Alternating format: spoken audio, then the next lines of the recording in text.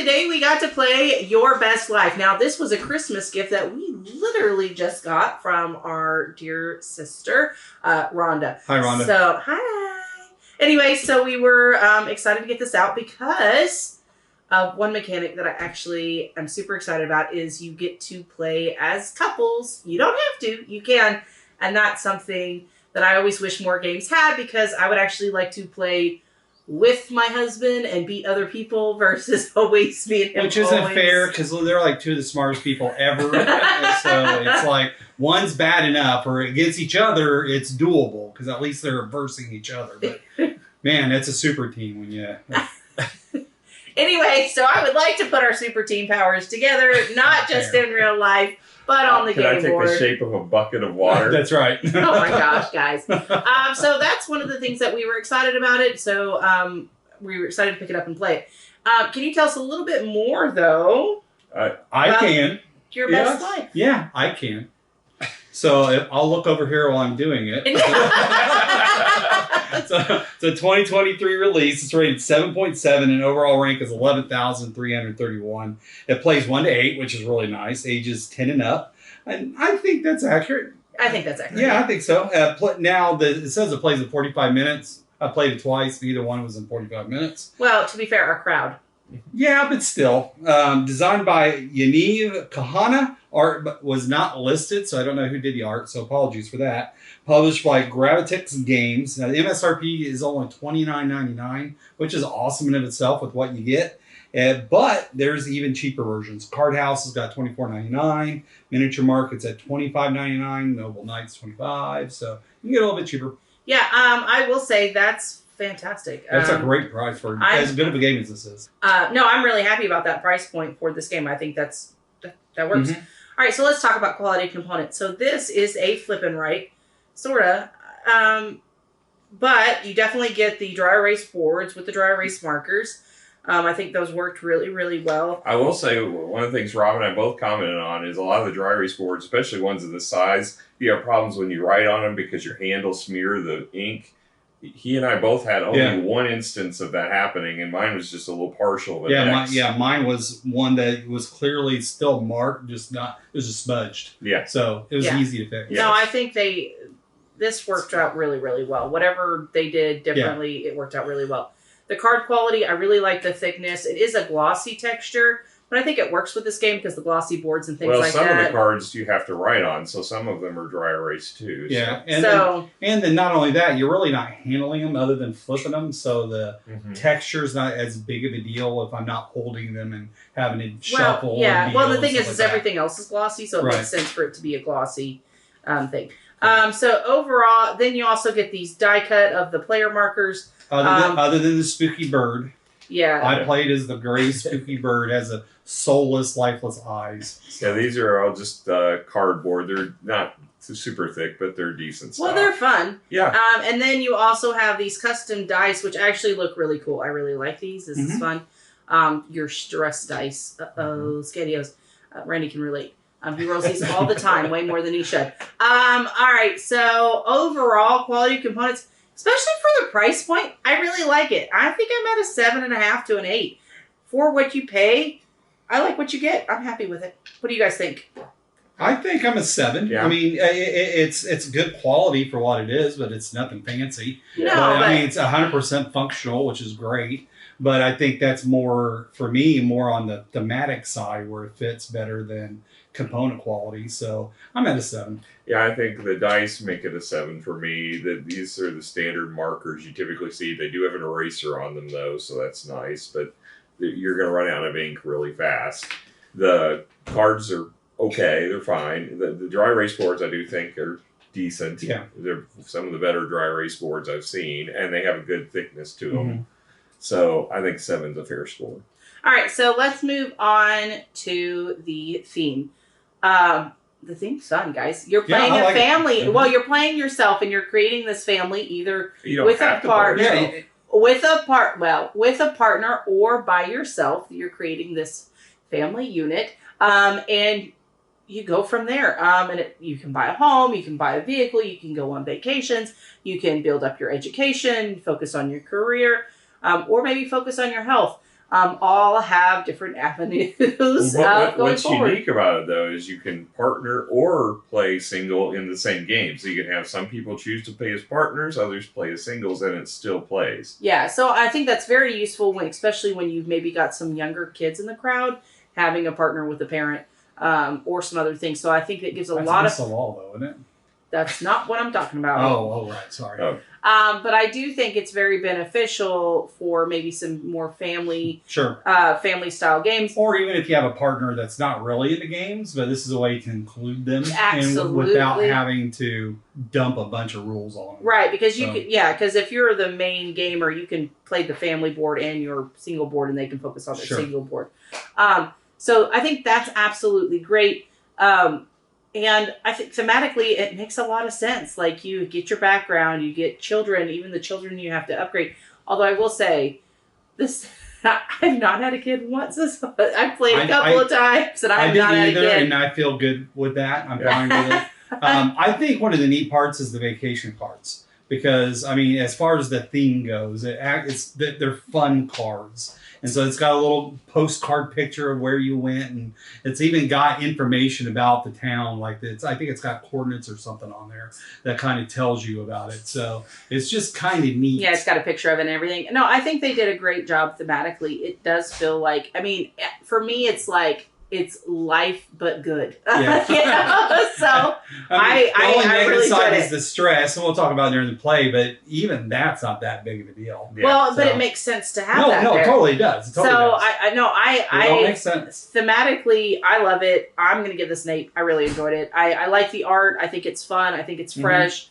It's definitely a kind of modern art style, but I like it because it's cute and it's friendly, and so I'm down. I'm going to give it an 8. What about you guys? I think we've seen this done. What was it? The Pursuit of Happiness or whatever the game. That's about the only comparison I can draw, and that's not a rolling right or flipping right. But still. But it's the same kind of same kind of concept thematically. But this one, being a rolling right, it's unique, and I don't think. I mean, the gameplay, you're just filling boxes. There's nothing to right. You could be layered on, but it does make sense with the categories they've put that it would be that. But yeah, I think it's fun. I mean, you bounce around between the two boards, and and when you're playing with couples, you're both coordinating and figure out what's the best way to optimize all 3 of your boards, really. So I think it's from that perspective, thematically. I mean, there's art-wise, there's not much to it. I'll give it a 7, I think, just because I'd probably be a 5 otherwise, but because it is unique, I'll give it a 7. I think I'm an 8 as well. I mean, the art for me, Randy's right. There's not a whole lot of art, but it's the colors. I really like the colors. Yeah. I really like the graphic design behind it. It looks good. And so I'm going to give it some points for just looking good, even though it's very simplistic. So I like it. It's a solid 8 for me. Yeah. All right, so let's move on to the rule book. So, I think there was only one real issue that you had. No. Oh. The rule book is 8 pages more. long.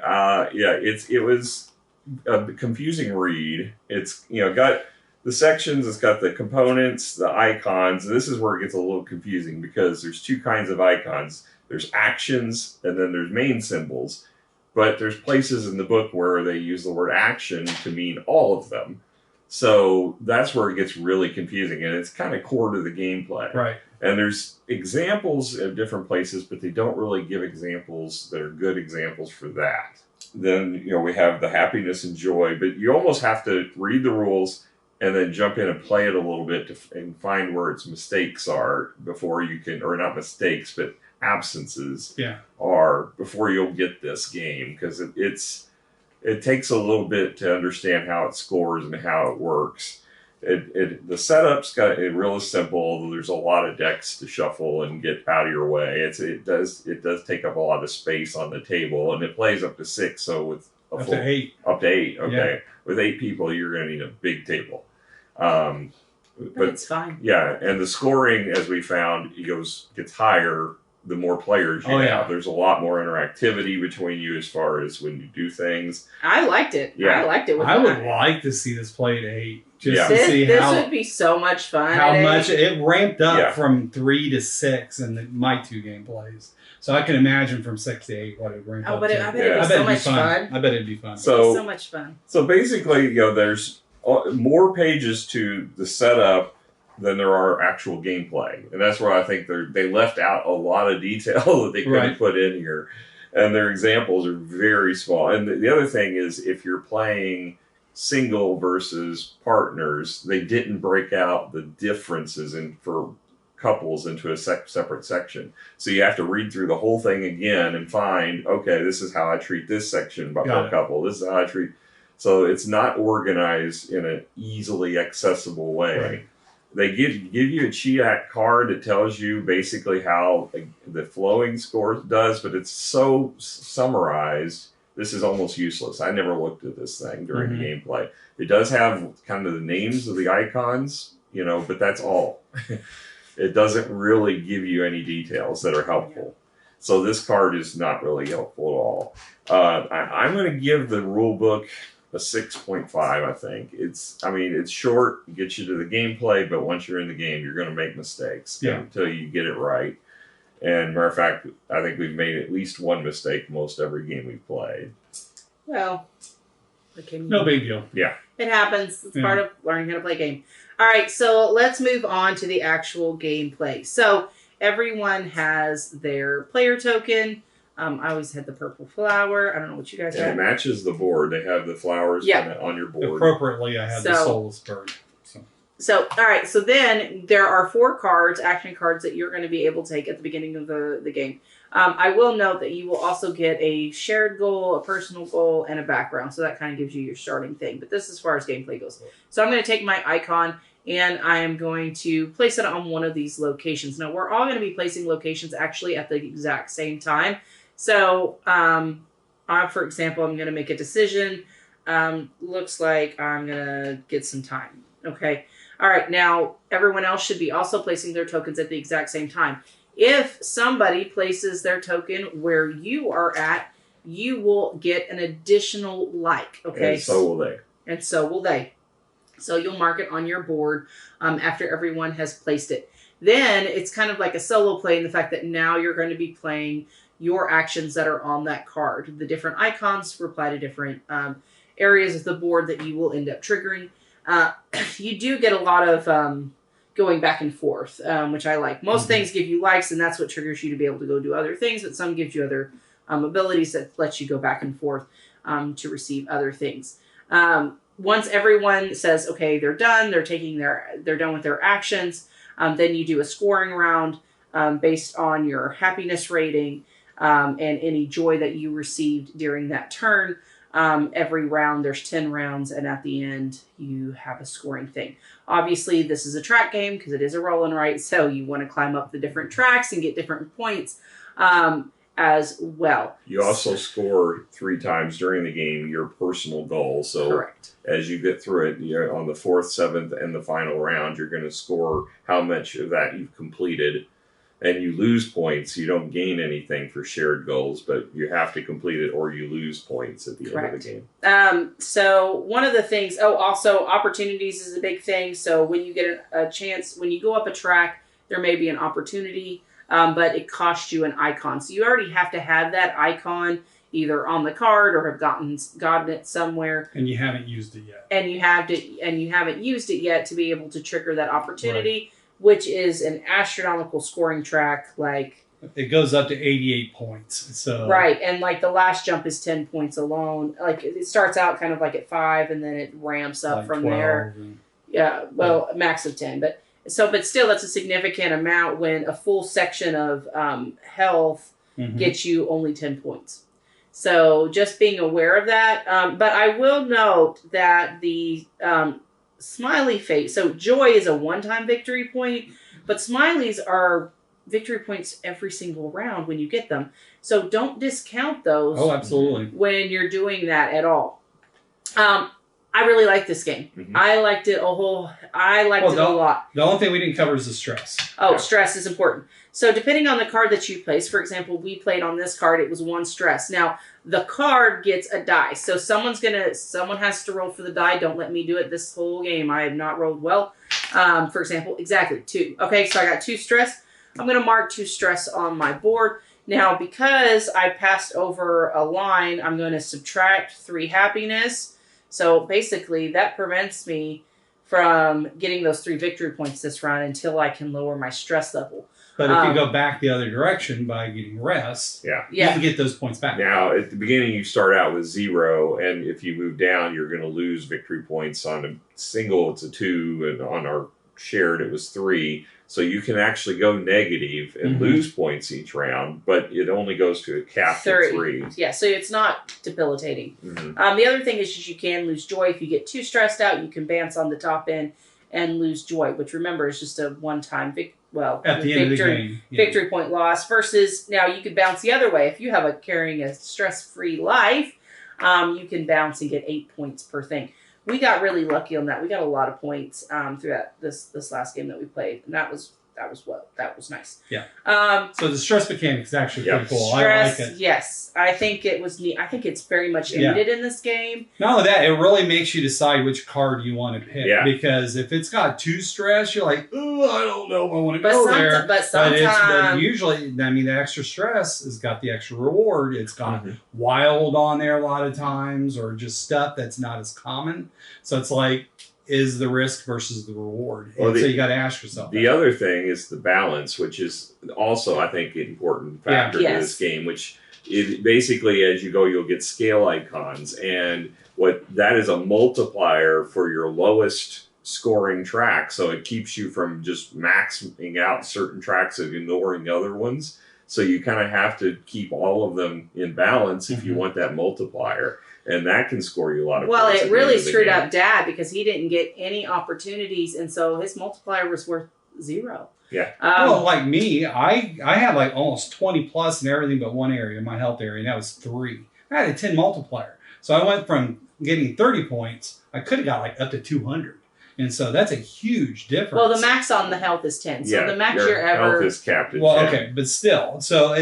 But still from 30 to 100, that's still 70 points that I could have got. Yeah. If I was able to get the right things. So it's just a lot to think about when you play your card and figure out which card you want versus the stress, and it's the negatives worth the positives, and it's that tension it adds is really satisfying. As far as roll and rights go, this is on the heavier side. It's not quite Hadrian's Wall. Well, see, I was going to say during my part that it gives me Hadrian's Wall vibes, but it's nowhere near as complex. Yeah. So it's still got some meat to it, which is fun, but it's not as much meat as Hadrian's Wall. Yeah, but I also think that due to the theme, it allows other people to play. Sure, it's more approachable. It's more approachable because people understand, I got to buy a vehicle. I need a home because home would be nice. They slept in their car the whole time. Yeah. We never bought a house. But we did win. So our life was the best life. We went on all the vacations that we could. We got a camper. You don't need a house if you're traveling all the time. You lived well. We lived well. Yes. We have nothing to give to our children. But we didn't have any children, so it was fine. And I got their board games when they passed away. Exactly. So it worked out. So, no, it's a well-rounded game. I really like this game a lot. I think we're going to end up playing a lot. I'm going to give it an 8.5. I really enjoyed it. Maybe a 9 if you twist my arm. I liked it a lot. What do you guys think? I think it's going to get samey after a little bit. I don't think it's horribly going to be bad. I think it's just I don't think the fun factor is going to stay with it for long because there's just not enough variance. Yeah, I could see that. So I'm going to probably go 7.5. I don't think it's quite the level, like I could play Hadrian's Wall much more than I could play this. For sure. But and to your point, I agree because like some of these, the post a story, it's a neat little mechanic in the game that when you get enough likes, you get to draw 2 of these cards, you get to keep 1, and you announce which one you get to keep, and everybody else gets to share in that, and you get extra likes. It's a really neat way to ramp up your score. But there's not very many. Right. And then you have to draw 2 and keep 1. So you go through this deck multiple times, and you get the same card.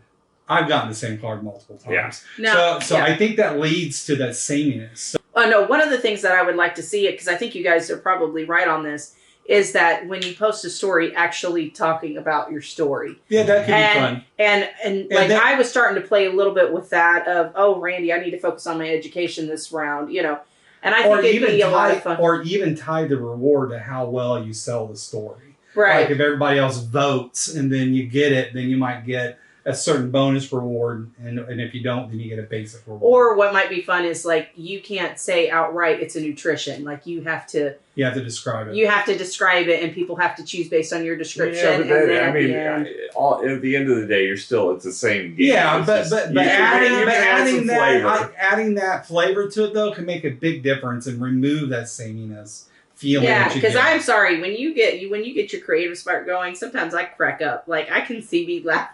Yeah, based on some of the stories that you would end up giving me. I will say you're the one that tried to romance everyone at the table, so there was that. But to Randy's point, I agree. I think that it's fun now. I've already bought a copy of it. It's going to be waiting on me at the shop at Card House. So I'm going to enjoy it. I'm going to have more fun teaching others, I think, than I am in the long run. I think that's where the real value is going to be, being able to teach a bunch of people. Well, especially at a convention. This would be a great convention. Well, and the thing is, it's 8 players. Okay, it gives you something different, and honestly, because we have so many games, it's not like we're going to play this more than 2 or 3 times a year. So I think it works out really well. And having that ability to have couples or singles is very. And I'm hoping that by the time I may start feeling, this is getting a little dry because it's so samey, maybe an expansion or some kind of special thing will come out to add a twist to it. So, but I'm agreed for right now, 7.5. That's where I'm at. Okay, cool. All right, guys. Well, thank you so much for joining us. We had an absolute blast today, and hopefully you'll come hang out with us again. If you're into roll and rides, this one may be something that you want to pick up. Definitely should try it out. I think so. All right, guys. We'll catch you guys later. Bye. Bye.